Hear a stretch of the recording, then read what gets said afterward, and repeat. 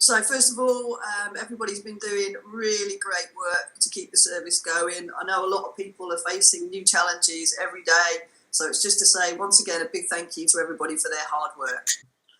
So this, for those of you who've been before, you'll be familiar with this, but just for some of the newcomers, these sessions about the team telling you what's been going on, particularly over the last couple of weeks, showing next steps. We're very keen for everybody to get involved, so you can post your questions on here in the chat, in the Hangouts, the same place as you put what you had for your breakfast. Also, we're really keen to get chat going on about this on the Google Plus community. The video of this presentation will be on there either later today or tomorrow. And as we haven't had any comments on there as yet, there'll be a prize for the first one. So I look forward to seeing that. So this is the ambition of the project. Down there at the bottom are some of the key points. We're aiming to provide a service which is easily understood, fair, accessible, and beneficial to our residents. These are a couple of quotes that we got when talking to Jennifer Winter about the vision of the service some time ago. The one on the left in particular, everything that everybody does should be geared around preventing homelessness, has become central to the project going forward. So this triangle represents the vulnerability of some of our customers. You see the larger section at the top is for people that are more able to help themselves. And the idea behind that is we move them towards more self-service type tools, digital tools, and signposting to other services. The section in light blue is people that can still help themselves, but it's a bit more along the lines of what we pretty much do for everybody at the moment, which is creating a plan and nudging them along that. And then by hopefully moving more people onto self-service, we should free up some time to spend more time with the people that we know are the cohort that's ever increasing, which is those with multiple and complex needs. For those, we want to provide holistic support in the form of multidisciplinary teams. And you'll see from this slide, that section goes down the dark blue line, our tube map down the bottom there. There's an optional stop on there for crisis support, so this enables us to support any customer through a particular crisis, which should help them resolve those issues. The light blue line, those are the ones that we were saying that we need to create a shared plan for, but we will check in and nudge them, potentially using things like the SMS tool. And then the large group of people there are going along the top on the orange line, directing them the tools for self-service. We've also got a stop on there for information advice, because we know that some customers may just need a little bit of information and then they can help themselves from there. So underpinning the project and more widely the service going forward, we've developed these principles, and there will be more work ongoing on these going forward. So I'm going to hand you over to Emily. Oh no, actually, sorry, Stuart. Morning, everybody. Hope you're well. Thanks for so many of you joining us. I think we're nearly 100 people, which is a bit of a record. So welcome, everybody. And thank you for sharing your breakfasts, definitely, and what you've been thankful for this week. So before we go ahead, I just wanted to kind of make you aware of a couple of team changes. And specifically, I wanted to take a bit of time to thank Chris Caden and Ashley O, who are both effectively rolling off of the project this week. Chris has been kind of a Hackney apprentice and is rolling on to new and exciting things, but he's been a massive help to the project. And Ashley O, as a future governor, is rolling off. And Chris Wensley, graduate apprentice, Chris Wensley, who's been on the project before and did a lot of the design for the information waiting time tool. He's come back onto the project and you'll be hearing a bit more from him later. Other changes, just to make you aware, we've got some new developers who've joined us, and they're actually, some of our developers are starting new projects in Hackney, so we're figuring out how we can share their time across some of the projects, so we can share a lot of the knowledge that we've learned and built up over the last few months. And Scotty, who I think has joined the show and tell, is also back on the project as of next week, so we'll be very grateful to have him back on the team. So those who've joined us before will be aware these are the tools we've been working on, and I'll cover these in a bit more detail for those who haven't. So Single View is a tool that we've now scaled across the service, which brings together data from a bunch of systems, Universal Housing, Jigsaw, Academy and Camino into one place so that you can see a view of the customer's journey. Information and evidence for housing options also went live yesterday, along with some changes to the content on the Hackney website around housing options, and that helps people estimate their waiting time for the housing register. The shared plan, which we've started working on, and we'll cover a bit more of today, that enables officers and residents to collaborate on an ongoing plan of action. And the SMS check-in tool, which, as you'll remember from previous sessions, is just a new way of holding conversations with residents and helping kind of check in and try and work through a bunch of actions when you're working with a resident.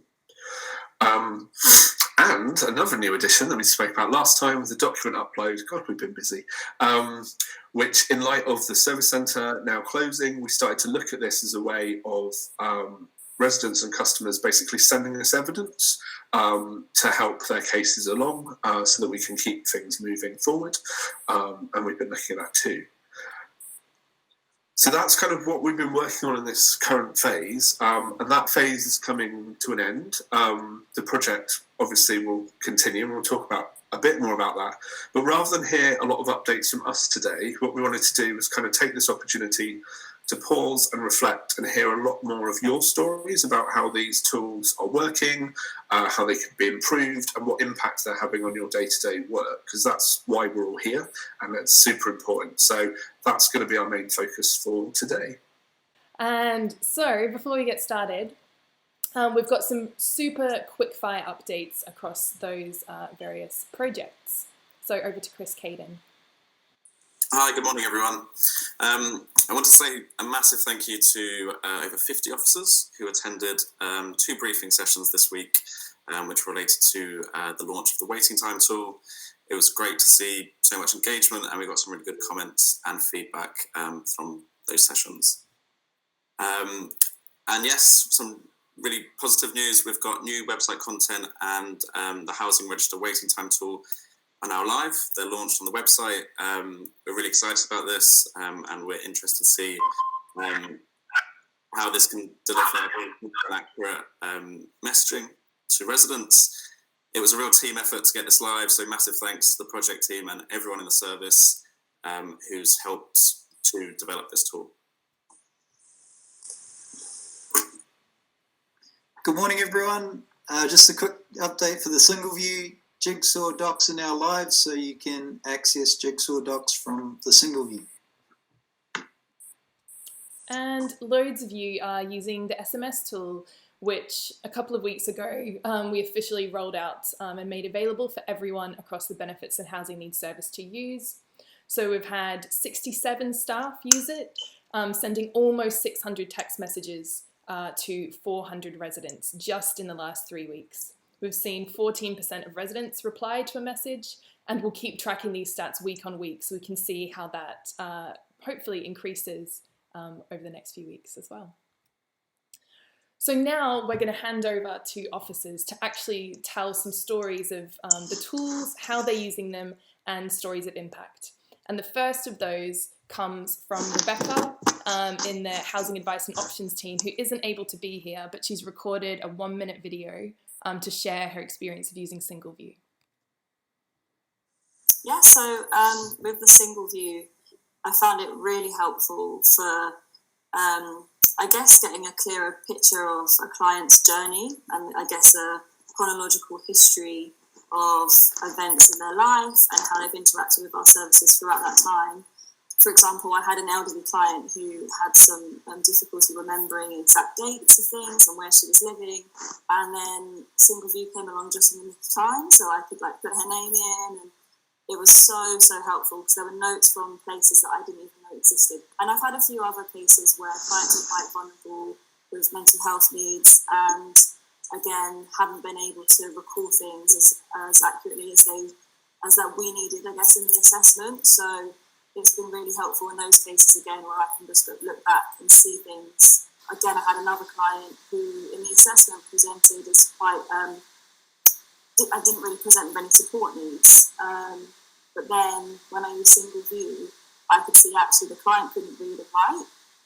He hadn't actually told me that, but that was really significant in his case because we've been sending him letters, and then that kind of picked that up, and then I was able to discuss that with him, and then he was very open once, I'd started that dialogue with him, but it wasn't what he had come to the assessment to tell me about. His kind of perception of the situation was quite different to my perception of the situation, and actually he was more vulnerable than he presented to be. So single view allowed me to realise that, and then I was able to give him the support that he needed and match him up to the right support, and then actually do a lot of prevention work to keep him in the home. So it was really important for that case. It was good. And also it saved loads of time, because I actually did, for that case, I actually did a little test run to see, okay, how can I find these notes in UHT? So I had to go through all the systems, and the difference in time, it was like 25 minutes to get all the information from all the systems, so Jigsaw, UHW, UHT, Academy, or so it's not just the journey and the history and the fuller picture of what the client's needs are, but the time saving is huge, so it's been really helpful.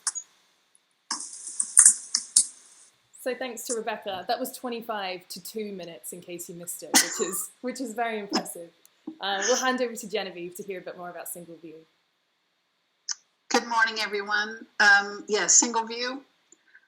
If you're seeing the screens right now, you can see that it's the second thing I open in the morning behind my email. The main focus of my role right now in the housing supply team is to vet clients that are suitable to receive offers of accommodation or to support those who are attempting to self-source.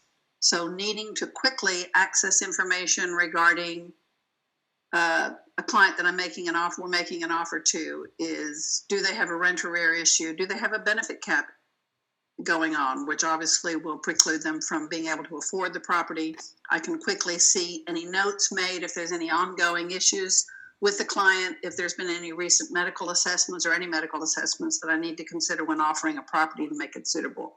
So it's been a huge time saver for me to very quickly get an idea of who's a client but able to pinpoint who can be evaluated further for an offer. Okay, I wonder, Genevieve, if you're happy to talk to Savincha's story then, since you're close to it.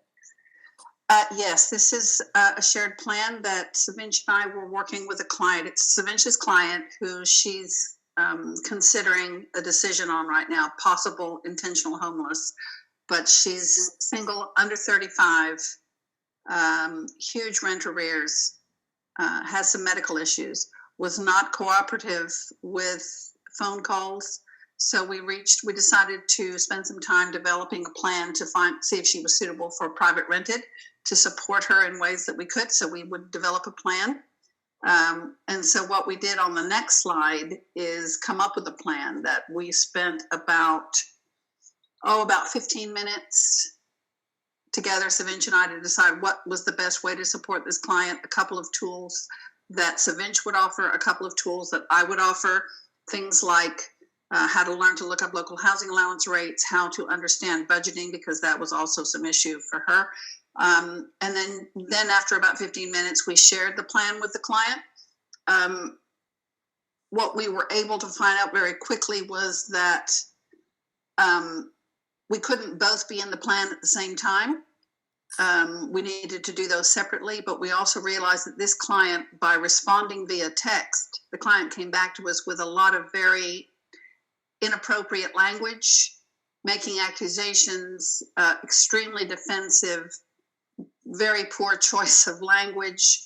And then that was followed by an email we got from her current temporary accommodation provider that she was dismantling electrical things in her TA. So a couple of things happened very quickly that led us to believe that perhaps this client was now not suitable for private renting. But I believe the text portion of sharing back and forth with the client helped us quickly see that. because she wouldn't talk to us on the phone, but she still sort of showed who she was in her text. And so just to cover some of the things that we really found by using the tool, this client ended up being a more difficult client. But what we found was when we create a shared plan, it's really important to make sure that when we share the plan with the client, that we have identified the correct client and phone number, because we quickly realized that there was a chance when we shared it and put in a name and phone number, that could be an incorrect phone number and possibly share it with the wrong person. We realized that updates to the shared plan, we'd like to be notified if somebody added, deleted, completed anything within the plan, that there should be notices. And can we all work in it simultaneously? And then how do we go on to share it even with somebody else? But I think some of that's already been addressed. But it was very quickly gave us some conclusions on this client. That's brilliant. Thank you, Genevieve.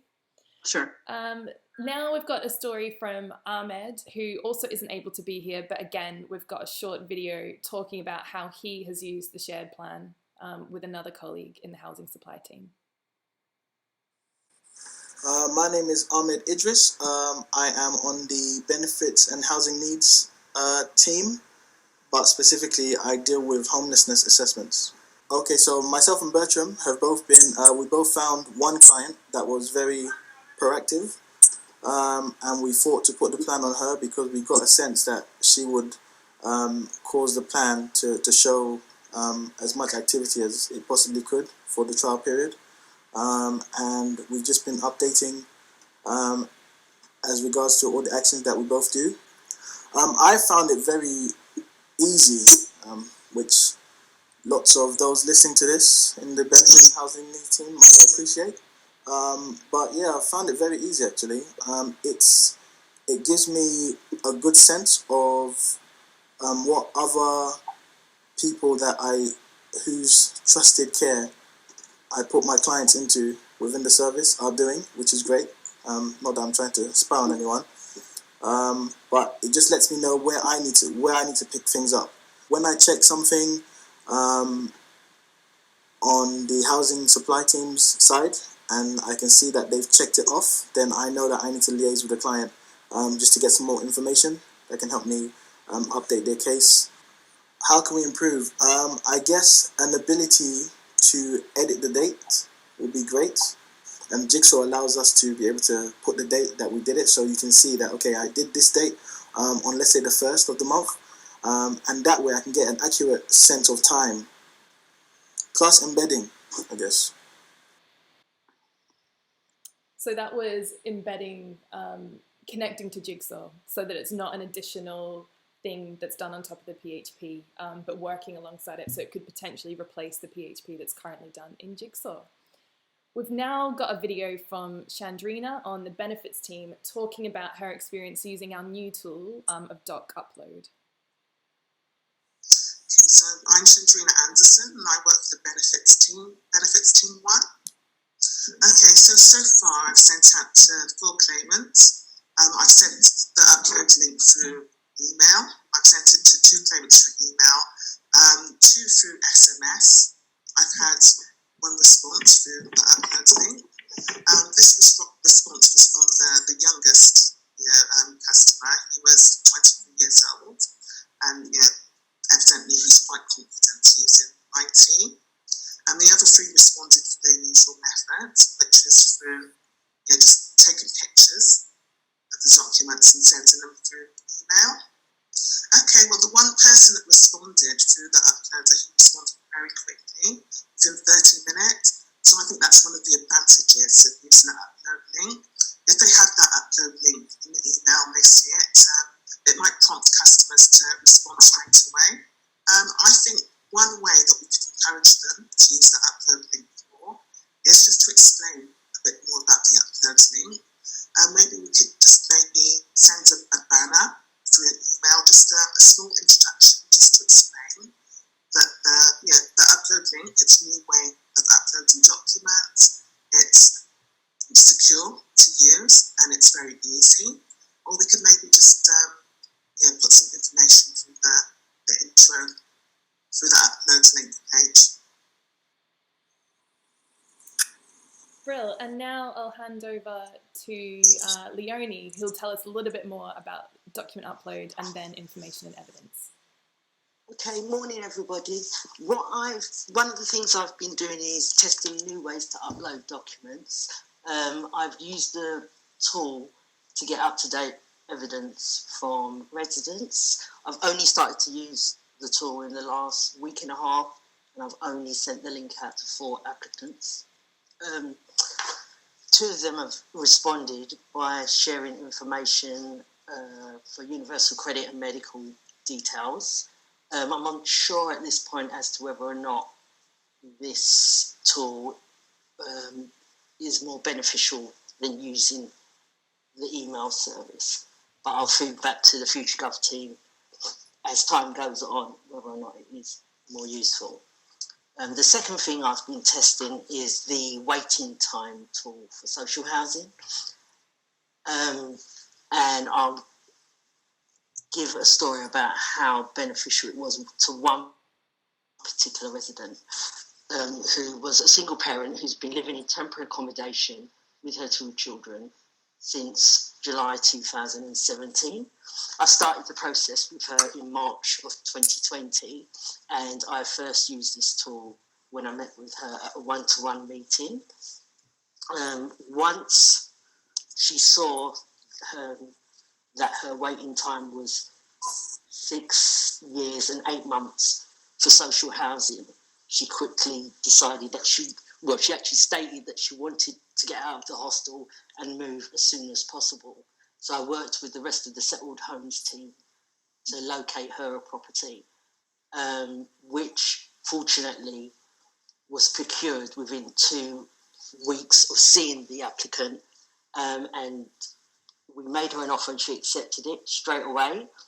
The impact and the results of her moving is she is a lot happier, and she calls me every week to give me an update on her progress and how grateful she is to the team for finding her something so quickly. But I do think the waiting time tool was instrumental in the change of her thought process and the fact that she actually wanted to move a lot quicker than she originally thought she could move. How I found the waiting time tool useful, it's actually helped to manage residents' expectations, and it's also helped to support the message that I have to deliver to residents when I do one-to-one interviews with them. Ideas I've come up with and ways to improve is that it would be useful if single view was used as an umbrella for all these new tools that we're using, so that we only have one place to go to in order to access them all. And also with the SMS text messaging tool that we're using as well, it'd be handy if all those text messages were documented so that we can make reference to them at any time, and it leaves a good paper trail of the work we've done. That's wonderful. Thank you, Leonie. I think that's an amazing story to end on and hear about the impact that some of these tools are having. I'll hand back to Stuart to tell us a little bit about what's coming up. Thanks, Emily, and thanks to all of the staff who've shared their stories today. It's been amazing to hear from you. I know it's not easy, certainly with an audience of 111 people now, to share these stories, but we're really thankful for the time you've taken and for your input and ideas as well. And that goes to the whole service. You've all been great at collaborating with us and and inputting into this process. So as I said earlier, we're kind of coming to the end of this phase, I guess, but it is just a phase. The work continues. What primarily changes is just our focus over the next 14 weeks. So our plan at the moment is tools like Single View that have already kind of scaled out to the service, and as you've heard, the information and evidence tools have gone live. So we don't forget about them totally. We'll continue to monitor their use and make tweaks. But largely our focus will move away from those over the next 14 weeks. We're going to continue to work on the shared plan and add a whole bunch of features to that. And Chris is going to share some ideas in a minute, which I think hopefully you'll find really exciting. And we'll also be picking up the work on understanding vulnerability again, and thinking about what features need to be added to that and how we'd scale it. Then I guess a couple of new things. So document upload was something we've recently put into the service that you've heard about, but we want to start thinking about that beyond just the residents' experience of sharing evidence with us, and how we then store that evidence and what that means for the other systems. So we're conscious at the moment it's still a little bit clunky in that people will obviously upload those documents, but then you need to go and find them and then potentially move them into other systems. So what would it be like if we had a more kind of one central store of all of this evidence linking into things like single view and your other systems? So that's one of our areas of focus. And the other area is going back to the vision that Claire spoke about at the start of today's show and share. What does that top journey, what does the overground line look like for someone if we provide them with more tools to help themselves? So that's another kind of new area of focus that we'll be spending some time on over the next 14 weeks. But for now, let's hear a bit more from Chris about our current thoughts around the shared plan. Well, if you imagine that you're in single view and you're looking at this fictitious profile for Belinda Smith, on the top right hand corner you can see that there's a box for shared plans, and there isn't one that exists already for Belinda, so we could go ahead and create one. Now, initially you might see the option to invite a collaborator to this plan, and further down we've got some goals here. Now, one of the questions we have is, would it be useful to create a set of preset goals for things that might be common scenarios for you? So whether that's find settled housing within Hackney, for this one we'll choose find a private rental outside of Hackney. So if we choose that, we might want to edit this goal, but if not, we can set this as our goal. And then this might automatically bring in some suggested tasks for the resident. So as an officer, I might want to go through and select some of these to add them to my plan. So let's add 4, add these tasks to my plan. And then if I'm the officer, there might be some suggested tasks for me as well. And because we already know the name of the resident, it's already added Belinda's name into these tasks, so it's kind of personalised it for her. So for now, I'll select all of these, add these tasks to my plan. And then before we share the plan with the resident, we'll want to make sure that everything looks correct. So first of all, we're going to need to choose a due date for each of these items. We might want to edit the title here if it's not quite right, or we might want to schedule an SMS reminder for the specific task. And if there's some more details that we think might benefit the resident, we might want to add those into the task as well to give her a bit more of an understanding about how she needs to complete it. So if we imagine we've gone through all of this, I might want to also add my own task at the end, which isn't a suggested task. We might want to suggest a target review date, so select a date there. And then before we share the plan with the resident, we might want to just confirm that this is the correct phone number. So hopefully this phone number would be brought in because it was already in the record within single view. If not, we can edit it here. So if we create the plan here, we've now got confirmation that the plan's been shared with Belinda and it's been sent to this phone number. And this is telling me we've also set up some SMS reminders for the tasks. So that's done now. But if I want to see my other shared plans, I might come to this page, and maybe this is a new plan that I can create here. I could search for all the plans that exist in the database, or I might be able to see all the plans that I'm part of, so whether these are plans that I own, or whether these are plans that I'm a collaborator on. And I can see here there's a couple of overdue tasks, so these might be things that I want to pick up. And then this one down here, I can see it's been shared with 5 others, so this is an example of what might be a more complex case. So if we have a look into this one, we can see there are quite a lot of associated people with this case. Apart from the resident and the officer, we've got people inside and outside the council. Here we've got an overall goal, which is to move the resident into settled accommodation with a target completion date. And as I scroll down, you'll see that there might be multiple goals associated with this plan because it's quite a complex one. And you can see they're all assigned to different people, and we might be able to see when they've last been updated and if there are any notes attached to each task. So if we wanted to see a bit more detail, we could go to view the tasks here. And so this could hopefully be a place where all of the information could be stored, so you don't need to go back and forth on email to try and find out where things are. So that's an example of how a more complex one might look. And then lastly, I'll show you how we might develop a plan in the future for a resident. So if we imagine Belinda here has received a message from the council via the SMS tool when the plan was created. When she opens it up, you can see her plan. So this goal is a little bit different. This goal is to find have her in place in the rented sector.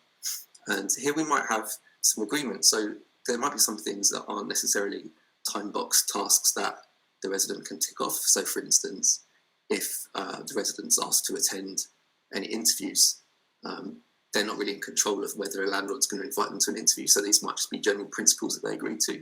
And then there might be some actual steps that they can complete themselves. So here she can see she's got her own tasks, and then there might be some tasks for the council as well. So here there might be one to upload proof of address. So if she opens this one up, maybe this can also link in with the document upload tool, so she can upload the documents directly from the plan, and that would go into doc upload. And then if we look at one more down here, this one, Belinda's already marked this as complete, so if we open this one up, there's some detail on here about how she needs to book a tenancy training session, and we can see that Belinda's marked this as complete yesterday, and maybe there's an option also to add notes to these tasks, so residents can also put notes on them, and I think that's another interesting question, whether that's something that's useful and how might that be used. We probably wouldn't want that to turn into a conversation tool, so that's one to explore. And then lastly, let me close this. At the bottom, there might be a next step. So Belinda knows that the next review is on this date, and if she's got any options, any questions, she can contact her housing officer. So that's where our thinking is at the moment. We would really like your feedback. So I think we're going to post a link into the comments box for you to add. Yes, anything. Give me 1 second and I will pop in a link. For those of you who can stay on the call, we're going to do a bit of an activity now to get some of your feedback on all of the shared plan designs you've just seen. If not, we will be posting a video of this later on the Google Plus community, so please do stay in touch. We'd love to hear all of your thoughts and ideas.